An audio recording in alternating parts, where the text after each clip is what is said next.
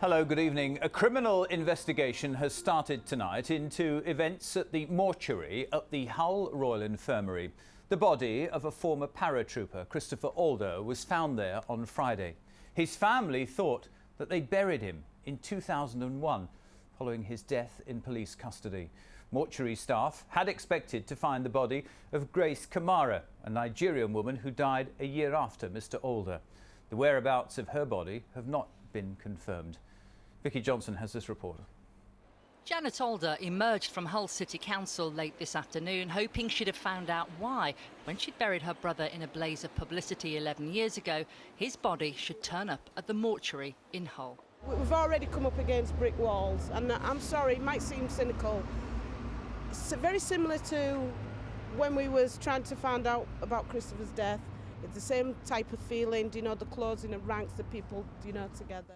Christopher's body was found at the hospital morgue by technicians looking for Grace Kamara's remains. Her friends had waited 13 years to give her a proper Nigerian send-off. But as they gathered at the cemetery for her funeral, they received some devastating news. He said, we can't find Grace's body. I said, what? I said, don't tell me this. He said, but calm down, we are looking for it. I said, we are looking for where? The Alder family fought a long battle to find out what happened the night Christopher was arrested and then died in custody. They're taking no comfort from the news that South Yorkshire police are leading an inquiry into these latest developments.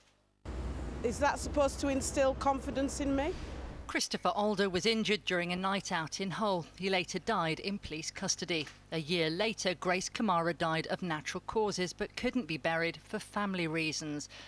In 2000, Christopher Alder's funeral was held the same year that an inquest jury returned a verdict that he'd been unlawfully killed.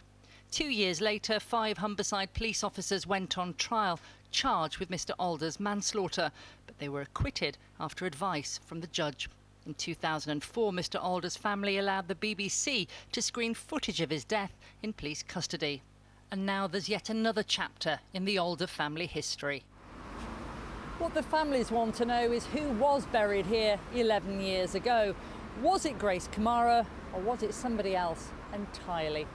Only an exhumation of the graves will provide an answer to this most troubling question. The Alder family thought they'd put a turbulent decade of controversy behind them, but today's news of a new criminal investigation means there's still no imminent peace either for them or now for the Kamara family. Vicky Johnson, BBC Look North, Hull. Well, joining me now is the MP for Hull West, Alan Johnson, who's given assistance to the families of both Christopher Alder and Grace Kamara. Mr. Johnson, good evening to you. Good evening. What was your reaction when you heard that the body of Christopher Alder was still in the mortuary and the body of Grace Kamara couldn't be found? I've just run out of adjectives, you know, horrific, awful, tragic. Just terrible. Terrible enough that Grace Kamara's body couldn't be found when all her family were over here. It's been 10 years trying to get visas for people from the particular religion and sect they come from, the BB sect, to come over for the funeral, and then to find that there's no body, but then to find out that Christopher Alder remains in the mortuary is just horrific. Janet Alder has said this mix-up was tantamount to racism. She said she felt like any old black body would do. Do you think she has some point there? You can understand that, you know, you can understand people's emotions and the family's emotions about this. I mean, I think it's right that there's a criminal investigation, by the way, and Humberside police aren't doing it, that it's been handed over to South Yorkshire, because there may be criminality involved in this. But maybe we need, if there's no criminality, there'll need to be perhaps a second investigation to find out exactly how this happened. And there might be lessons to be learned across the country from this. It is just inconceivable that you could mistake a 77-year-old woman for a 37-year-old man. It just beggars belief. Well, that's the gist of what people have been saying as they've been getting in touch with me today. They cannot believe that could possibly be even conceivable, that it could happen.